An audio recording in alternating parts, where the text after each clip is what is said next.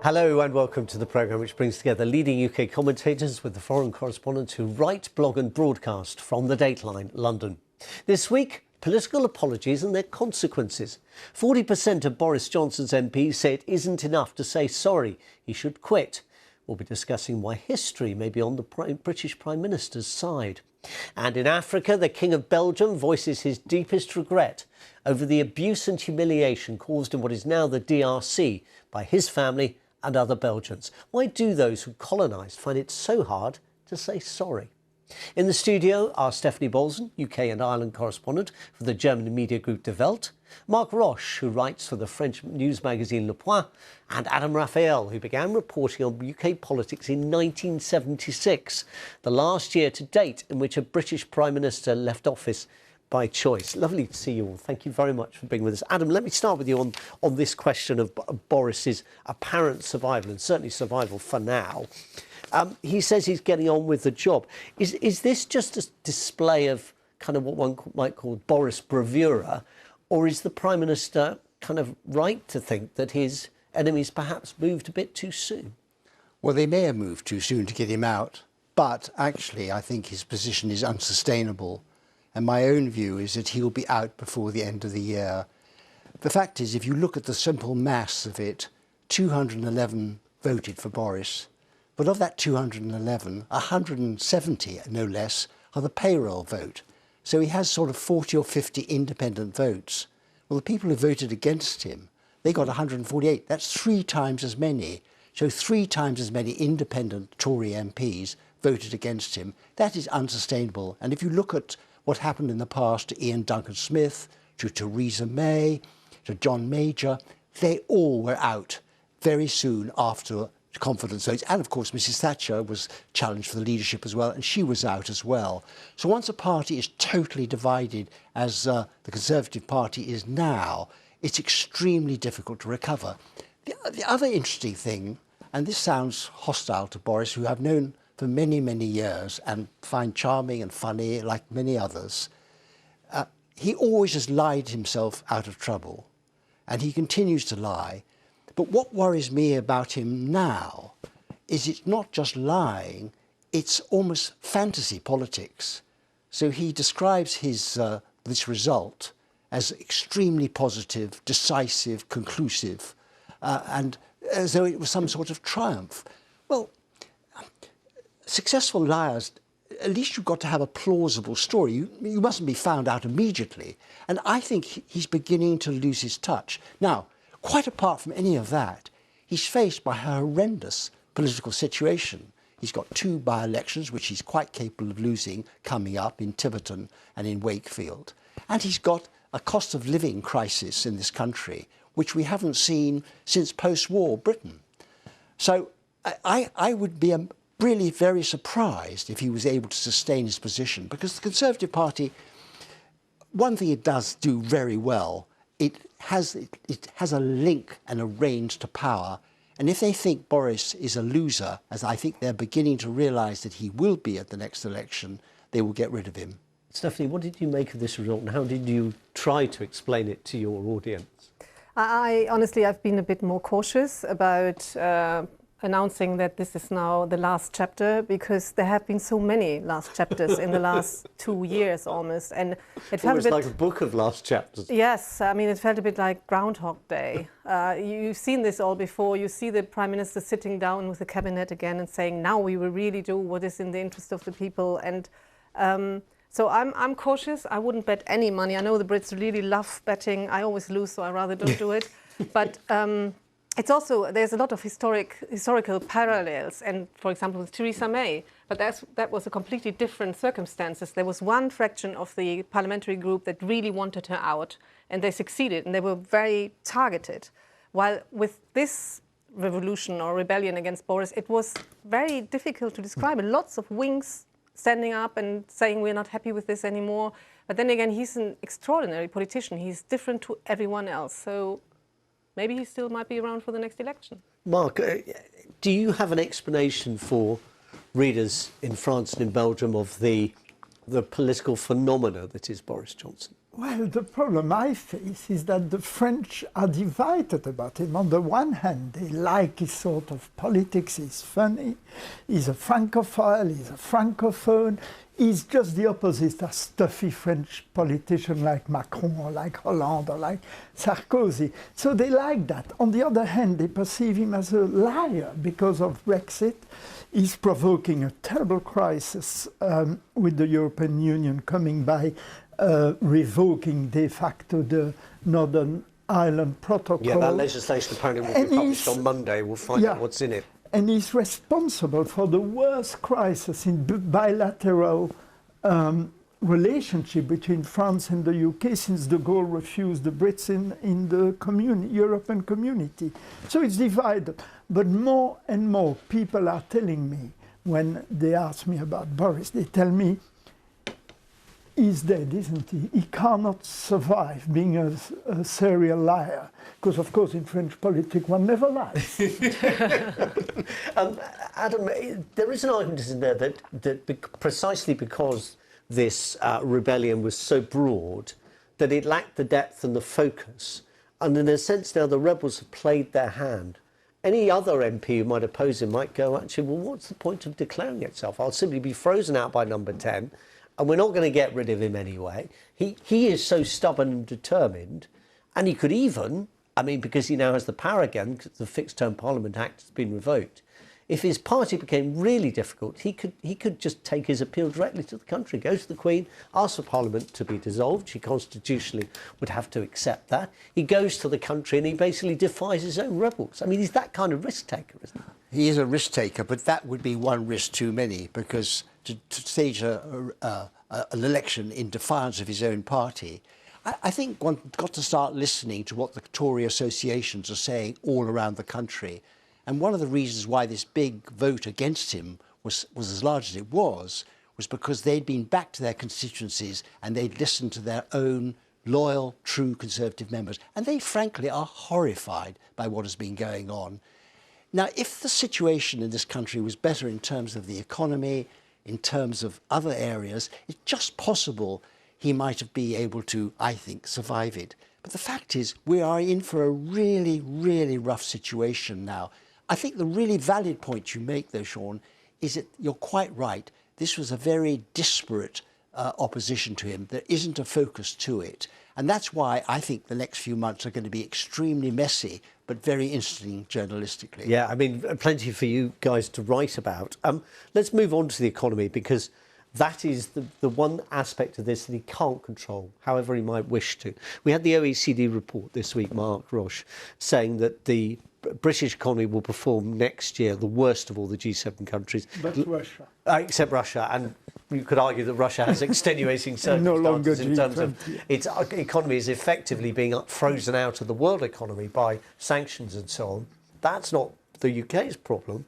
But what is the UK's problem? What do you think? Well, I mean, you've been studying the British economy and its strengths and weaknesses for many years. I wrote a piece this week saying that Britain is again the sick man of Europe. This is the Ottoman Empire before World War I, but it was also the situation before Thatcher took over in the 70s. Stagflation, inflation at 10%, growth down 5% in the last quarter of 2021. The OECD is predicting no growth next year. And no growth at all. Strikes repetitive. A commercial war with Europe looming, if not already there because of Brexit. And the only thing he has to provide is going back to imperial measure. this delusion of grandeur, of nostalgia, while the economy is going nowhere, is quite typical of Boris Johnson's very pessimistic about the economy. That could bring him down. I agree with you. I think you've summed it up very well. I think the economy is in a terrible state. And the difficulty for Johnson, he's not really, and I think the Conservative Party is beginning to realise, he's not actually really a Conservative. He's a Johnsonian. And that's one of the reasons for the degree of great distrust of what he's up to. There is no trust for him, and he's confronted by some incredibly difficult decisions. Conservatives are traditionally a tax-cutting party. They cannot cut taxes at this moment unless they started borrowing huge sums of money, which in itself would be profoundly unconservative. There is no way out of this cul-de-sac that I'm afraid, he finds himself in. That's through no fault of his own. But his character defects, I'm afraid, plus the fact that this is probably the weakest cabinet I have seen since in post-war Britain, it doesn't really help. I have no confidence that they're going to get out of this mess. I mean, I've been not as long reporting as you have, if I may say, but one of the first things the first reporting I did was, of course, going to the north and being taken by the British government to see the northern powerhouse. That was the key word of the day. So you feel that with every new government, and don't forget the Conservatives are in power now for 12 years. Yes. And every new prime minister has a new idea for how to do real structural reform. And there's a lot of nice slogans. And with Boris Johnson, it was, let's get Brexit done and level the country up, especially the north. But there hasn't been done anything. And I think if you look, I mean, here in London, we're living quite well. Yes. But if you go further north, there is real poverty. There are children that do not have to eat. Now with the energy prices, parents have to choose whether they heat their house or give their children food. Many children get to school in the morning and are hungry. So this is the real avalanche that's coming. And now we're in summer. Let's get to autumn and winter. And then, okay, it's a boring, very wasted word, the autumn or winter of discontent. Yes. But I'm really worried what's coming. Just in terms of the economic options, the OECD effectively have given the British government cover, haven't they? If he wanted to back away from some of his policy choices already, like the increases in taxation that are planned in the next few months, he could do it. But one wonders whether his party would tolerate that, given the divisions that have been on display in the last few months. Well, the problem is, like the governor of the Bank of England say, 80% of the factors of this inflation is external with absolutely no control. So he has control of 20%. So he could stop the tax hike, he could do on this 20% something. The problem is that, you know, what sort of conservative is he? He promised cut in tax, which is completely ridiculous because we know that it doesn't work, the supply side economics. The only way I think he could get a bit out is helping the people most affected by it by giving money, but the printing money, get inflation more. I mean, the Prime Minister not only said this week, Adam, on his visit to Blackpool, you can't spend your way out of recession, you can't tax your way to lower inflation. I mean, he's starting to revert, in terms of his language at least, to perhaps more Thatcherite slogans. And it's clear that Rishi Sunak, his Chancellor, takes a more, perhaps one could call it traditionally conservative view. I mean, these tensions have the potential to explode quite damagingly for the government, don't they? Well, I think he couldn't take the resignation of his Chancellor. I think that would be one of the things that would just... Because he's now too weak. So he's got to go along. But Boris is a really opportunistic politician. I did once ask him, I said, Boris, how do you come to your views? Because they're a sort of mixture. And he said, oh, it's easy. He said, I just find out what the Wheelers are thinking. That was his second wife's views. And I go 180 degrees opposite, and I can't go wrong. Now, that was a typical Boris joke, but actually, he is very journalistic. And journalists, maybe Mark has very firm views, but most journalists are very, very floating voters. They go all over the place on policy. So does Boris. He's a total opportunist. He doesn't have really clear, deep beliefs. And the Conservative Party, certainly they begin to understand this. It's perhaps why none of us have gone into politics. Can you imagine the damage we would have done with our inconsistent views? I have to say, in the term opportunism, he reminds me of no one so much as David Lloyd George, the great Liberal Prime Minister who ended up leading a Conservative coalition government until Conservative MPs threw him out 100 years ago this year. Wow. Now, let's talk about Belgium in particular and this question of imperial legacy, Mark. The King of the Belgians, or King of Belgium, as I should probably style him, was in DRC, the Democratic Republic of Congo, this week. Why and what was different about this visit?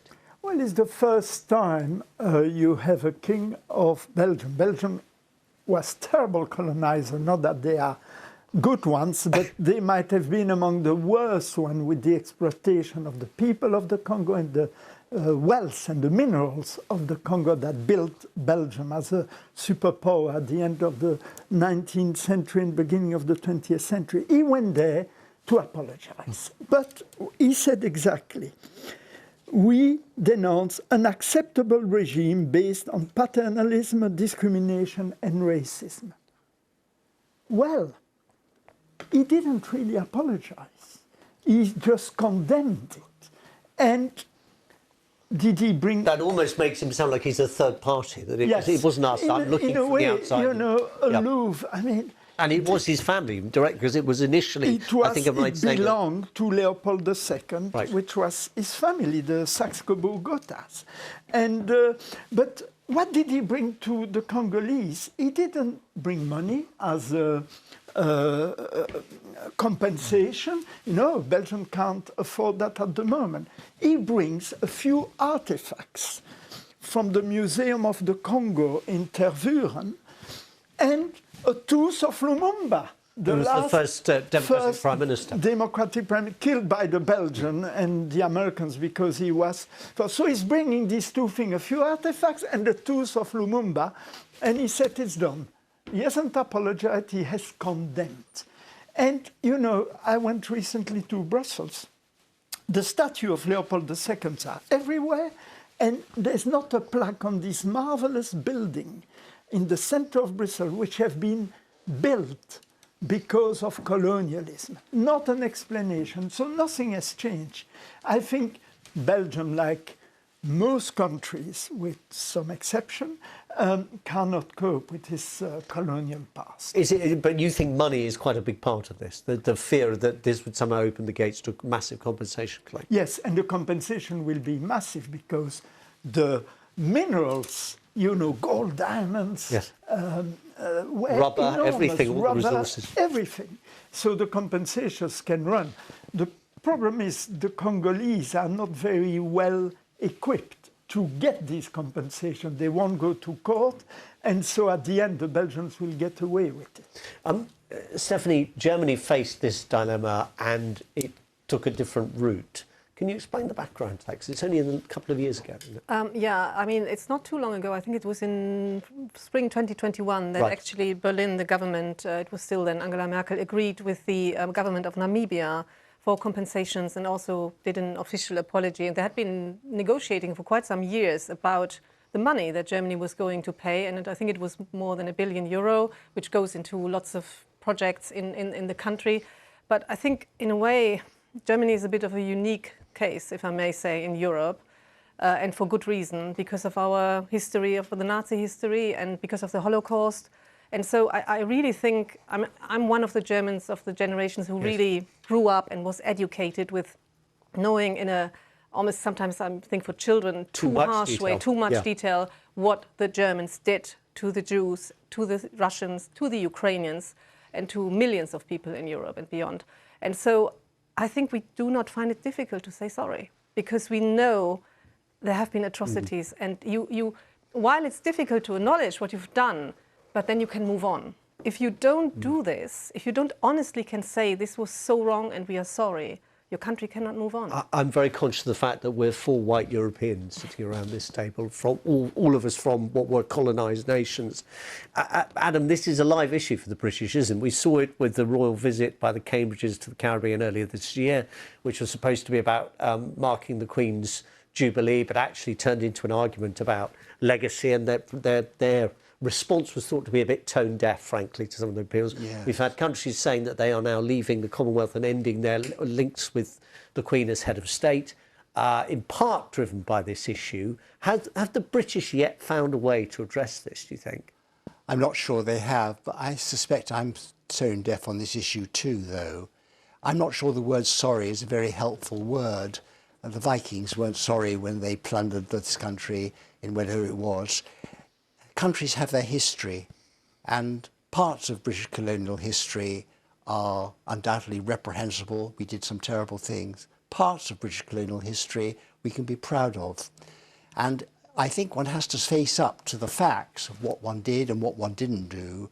and where the failings were, but it is a terrible mistake to judge everything by, in retrospect, for the standards of today. That doesn't mean to say you hide what you've done or it shouldn't be acknowledged what was done at the time. But I'm wary of sorry. I'm not wary of reparations if it can be shown that you need to make good in terms of relationships what has happened in the past. But this word sorry is just too easy a word. I think you just have to face up to your history. No, but by the way, just a correction, and it shows how strong the link still with the Commonwealth is, because the countries who are getting rid of the Queen as head of state stay in the Commonwealth. Yeah. And that shows how strong this, that strong link, this colonial link is still, because what is the Commonwealth? It's a remnants of the colonies. I'm interested in this because I mean, certainly when I was growing up in the 80s, we weren't really taught about the other side of the colonial legacy. We weren't taught much about colonisation. We talked about the scramble for Africa as a historian's debate. Against but this the is French. This is from a book called Legacy of Violence, which was published this year by Caroline Elias, who's an American professor, and she did some research on actual British government documents. And this is a quote, it's not a pleasant quote, but I think it's important in the context of this, about some of the violence that was used against those who suffered as a result of this, in terms of the violence that was used against them. I'm just going to try and find, if I can find the right bit of this. I don't think I can, but essentially what she was saying was that there was real violence used, and some of the violence was stuff that would be shameful to many people in this country if they knew the violence. Some of those documents were hidden away in a government building and only appeared about 10 years ago, during 5 years ago, the Mau Mau Rebellion. Yes. And that was an example of effectively the British establishment burying its legacy. Look, I think all nations do want to hide things at times. But I just wary of this total sweep of colonial, all colonialism is bad, which there is a movement on that now. I don't think that's true.